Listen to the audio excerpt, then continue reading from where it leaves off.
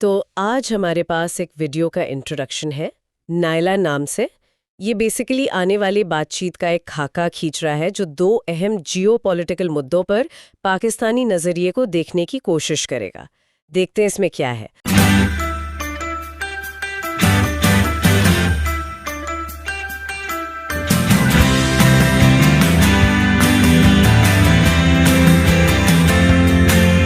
बिलावल भुट्टो जरदारी का बयान जो है बड़ी तेजी से पाकिस्तान समेत भारत में वायरल होता नजर आ रहा है। उन्होंने बोला कि भारत के पास सिर्फ और सिर्फ टू ऑप्शंस है। पहली, या तो इंटरनेशनल कानून को माने और सिंतास माहिदे को दोबारा बहाल करे, और दूसरी ऑप्शन ये है कि पाकिस्तान जंग करेगा और इंडिया से भी 3 दरिया ले लेगा। सिंतास माहिदा के तहत 6 में से जो 3 दरिया है वो पाकिस्तान के हवाले और बाकी 3 भारत के हवाले। तो भारत के पास 2 ऑप्शंस है, या माने आलमी कानून माने, अपना सिंतास माहिदा माने और अमल दरामद करे। नहीं मानते तो पाकिस्तान एक और जंग करेगी और 6 के 6 दरिये। अगर हम इंडस वाटर ट्रीटी की हिस्ट्री देखें तो 1960 में वर्ल्ड बैंक ने किरदार अदा किया और पाकिस्तान और इंडिया के दरमियान ये मसला सिंतास माहिदा इंडस वाटर ट्रीटी हुआ, जिसको इंडिया ने अभी लास्ट मंथ पहलगाम को वाक़े को बहाना बनाकर वायलेट किया और उसने कहा कि हम इसको नहीं मानते या हम ख़त्म कर रहे हैं। हाँ। तो पहली बात यह कि अगर उसकी कंडीशंस हम पढ़ें तो उसके अंदर वाज़े लिखा हुआ है कि यूनिलेटरली कोई भी मुल्क पाकिस्तान या इंडिया उसको सस्पेंड नहीं कर सकता। ठीक है।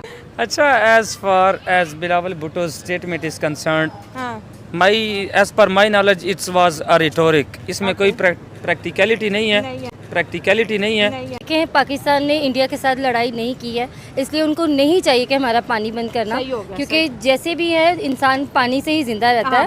अगर हम लोगों ने मरना ही है तो फिर जंग करके मर जाते हैं। हाँ, ऐसे प्यासे मरने से तो बेहतर है। ठीक है, गोली खा के मर जाए। जी, ये तो डरने वाले है ही नहीं। जो अपनी बीवियों से नहीं डरते वो इनसे क्या डरेंगे। ये बात वैसे है। तो क्या लगता है कि मोदी साहब पानी के ऊपर कोई बातचीत करेंगे या फिर आखिरी हाल वही है जो बिलावल कह रहे हैं? जो बिलावल भुट्टो कह रहे हैं ना वही है आखिरी हाल मेरे हिसाब से। जंग कर दो जी, पानी की जंग हो जानी चाहिए। ओके। सीरियस नोट, जहाँ तक मैंने पॉलिटिकल साइंस पढ़ी है, बीइंग अ पॉलिटिकल साइंटिस्ट, कि ये जितनी जंगें, ये सारा कुछ ये मैनिपुलेशन है आवाम को जज्बाती करने के लिए। एक हालांकि आवाम दोनों तरफ से इस तरह नहीं है जो रियल ग्राउंड में ये दिखा रहे हैं। ये पॉलिटिकल लीडर्स जो दोनों तरफ से हैं, चाहे मोदी है चाहे इस तरफ से कुछ लोग हैं, वो सिर्फ आवाम को भड़काने के लिए, पॉपुलर सपोर्ट हासिल करने के लिए और प्रोजेक्ट्स और रियल डेवलपमेंट से आवाम की तवज्जो हटाने के लिए इस तरह के नैरेटिव्स ले आते हैं। और हम अनफॉर्चुनेटली हम ऐसी जनूनी और सेंसेशनल कौम बन चुके हैं कि हमें यही चीज़ें चाहिए होती हैं कि ये जी बयान आ गया, ये हो गया। प्रैक्टिकलिटी पे ना कोई कर रहा है, ना हम स्टेप लेते हैं, ना हमारा कोई इंटरेस्ट होता है।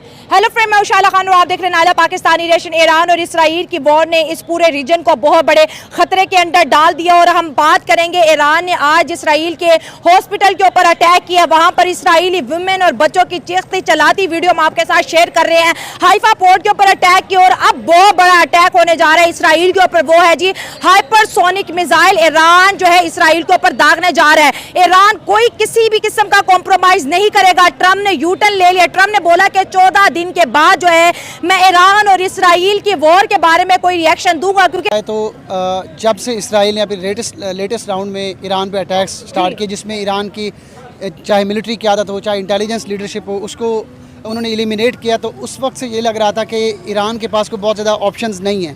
और जल्द या देर इवन इसराइली जो इंटेलिजेंस कम्युनिटी की अगर हम बात करें या वेस्टर्न मीडिया की बात करें तो ये लग रहा था कि ये तो चंद हफ्तों की गेम है और ईरान जो है बिल आखिर जो इसराइल के जो 2 बड़े गोल्स हैं, एक तो जो न्यूक्लियर फैसिलिटीज़ हैं उनका खात्मा, और सेकेंडली जो वहाँ पे रिजीम है इस वक्त आयतुल्लाह खामनाई के, उस रिजीम को चेंज करना।